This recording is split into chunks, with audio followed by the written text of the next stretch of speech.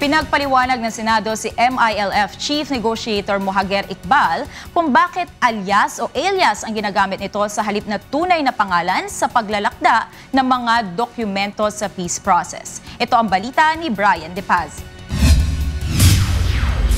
Sa pagpapatuloy sa BBL hearing ng Senado ngayong araw, natuon ang talakayan sa paggamit ng alias ni MILF Chief Negotiator Mohaguer Iqbal sa paglagda sa draft ng peace process.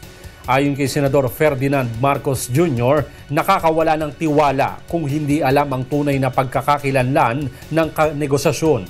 It does not inspire confidence when I am negotiating with somebody and I do not know what their real identity is.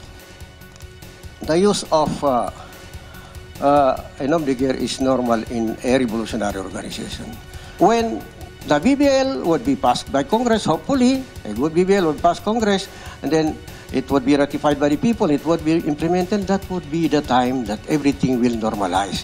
And we can disclose everything in our identities, we can disclose that. But this point in time, I request this honorable body not to compel me to disclose my identity. But I still meet halfway. Government knows my identity. Sinabi naman ni Secretary Teresita Deles at Professor Miriam Coronel Ferrer na alam ng pamahalaan ang tunay na pangalan ni Iqbal. I know the name but I do not, when you say, do you know to your personal knowledge, Your Honor, I do not have that document. But with government does have it. Kailan niyo nalaman yung totoong pangalan niya?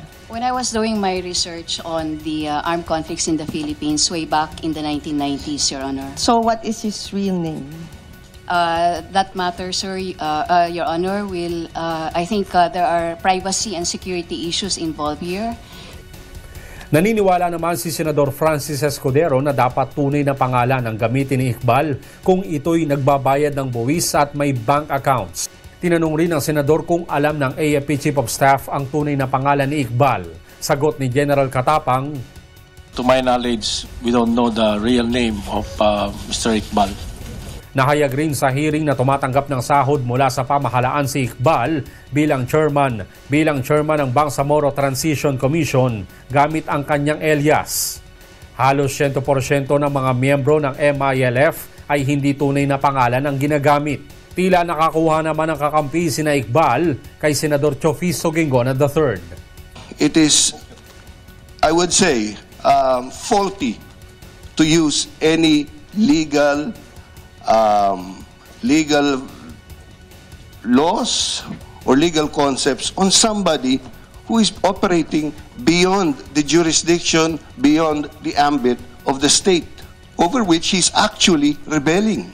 Am I correct? Yes, Your Honor. Ayon naman kay Senate President Franklin Drilon, ang paggamit ni Iqbal ng nom de guerre sa pagpirma ng peace agreement ay walang batas na nilalabag. Katunayan, kahit ilang senador ay gumagamit ng alias sa pagpirma ng official documents, committee reports at bills. Ginawang halimbawa nito sina Senador Jinggoy Estrada na ang tunay na pangalan ay Jose Pimentel Ejercito at si Ramon Bong Revilla Jr. na ang tunay na pangalan ay Jose Marie Mortel Bautista. Magsusumite naman sa komite ng posisyon ng Department of Justice sa nasabing issue. Kanina tinalakay rin ang pag-aamyenda sa ceasefire mechanism ng pamahalaan upang di na masyadong magtagal ang pagreresponde tuwing may bakbaka ng government forces sa pagitan ng mga rebelding grupo.